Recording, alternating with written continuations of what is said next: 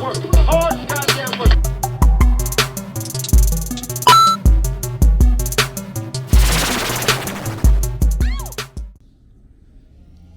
Welcome back.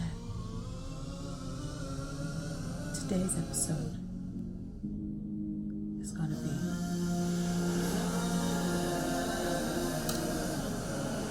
Lukey, baby. The more things change, the more they remain the same. Ain't got no time to be clever, because I just wanna know your name. Welcome to another episode of the Hard Work Show. First, let me just say this. I've been on a fast for like this last 7 days, and I've cleared about 6 pounds, and I'm plateauing. Anyway, I'm in the middle of a weight loss hack. Can you see? Yeah. Oh, you see it? Hard You see work, it? Oh, let me hard work. Oh, look at her, look at her. Oh, look at her, look at her. There she goes. But the point is, I'm lifting the fast in about 2 days. And the only thing that's getting me through is talking about food. So I want to share with you the best foods I've ever encountered. And of course, those foods are in Chicago because we got the best food. First, I want to say this. I am from Chicago. I don't live in Chicago.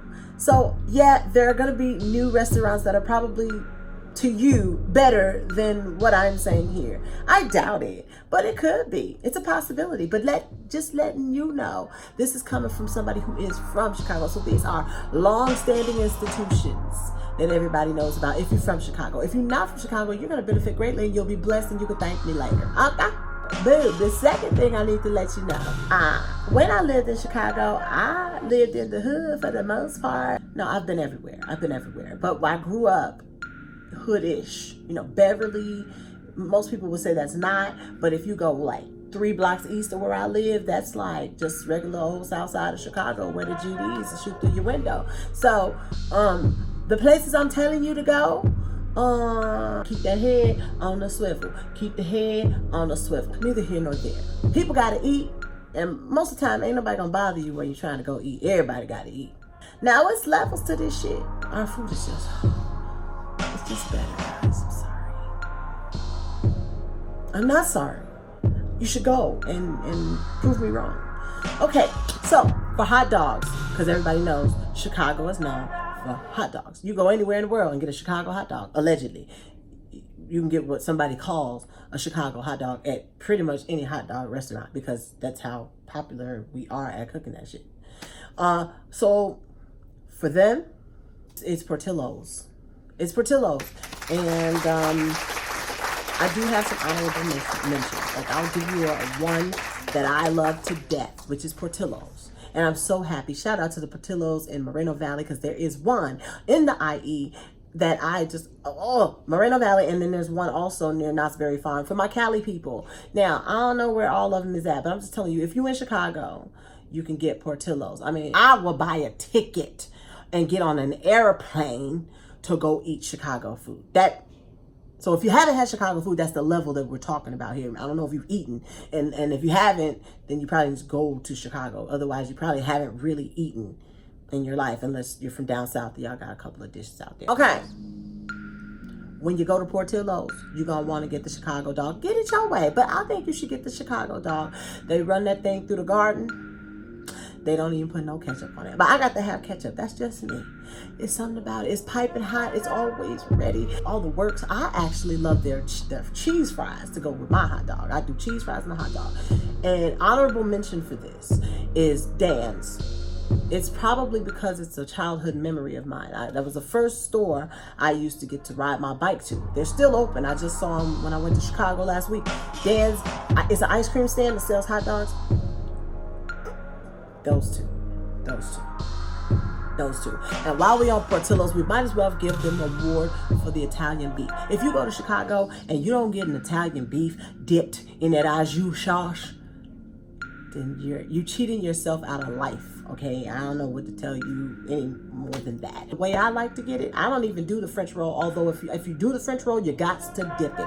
It's got to be wet, dripping. I want to do an ASMR on Italian beef. Yes, but I ain't got no Chicago food. We'll come back to that. Portillo's. Get the Italian beef and cheddar croissant. Okay, bless your life. Bless your life. Bless your soul. Get it with the sweet peppers. I didn't used to be into green peppers like that or sweet peppers or whatever. I used to put it on the side.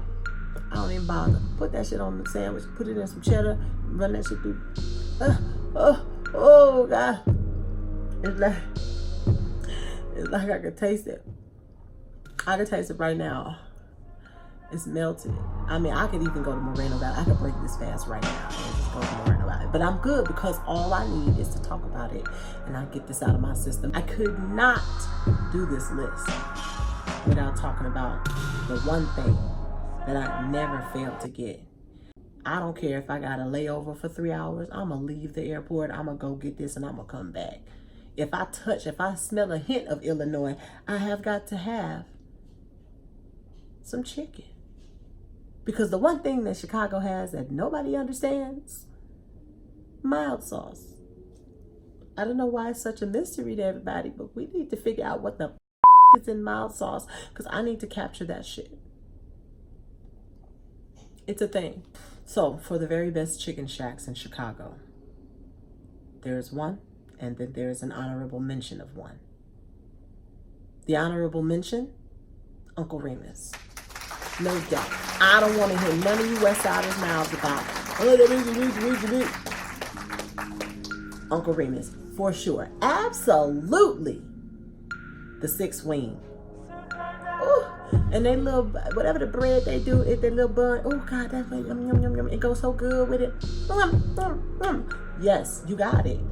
But for the crown, the ultimate crown, since 1950, you're gonna be talking about Harold's.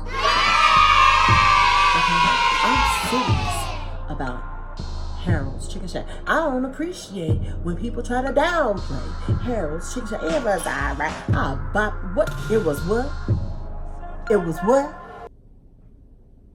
Harold Pierce, born August 11th, 1917 even. An innovator. He wasn't even from Chicago, but he came here and he made himself a life and he developed what is known as Harold's Chicken. First one was on 47th and Greenwood. You think I'm lying? You think I don't know my shit? I know what I get, whatever I'm into, I get into. You understand? Okay. He passed away in 1988. His second wife, Willa, took over. And she passed away in 2003.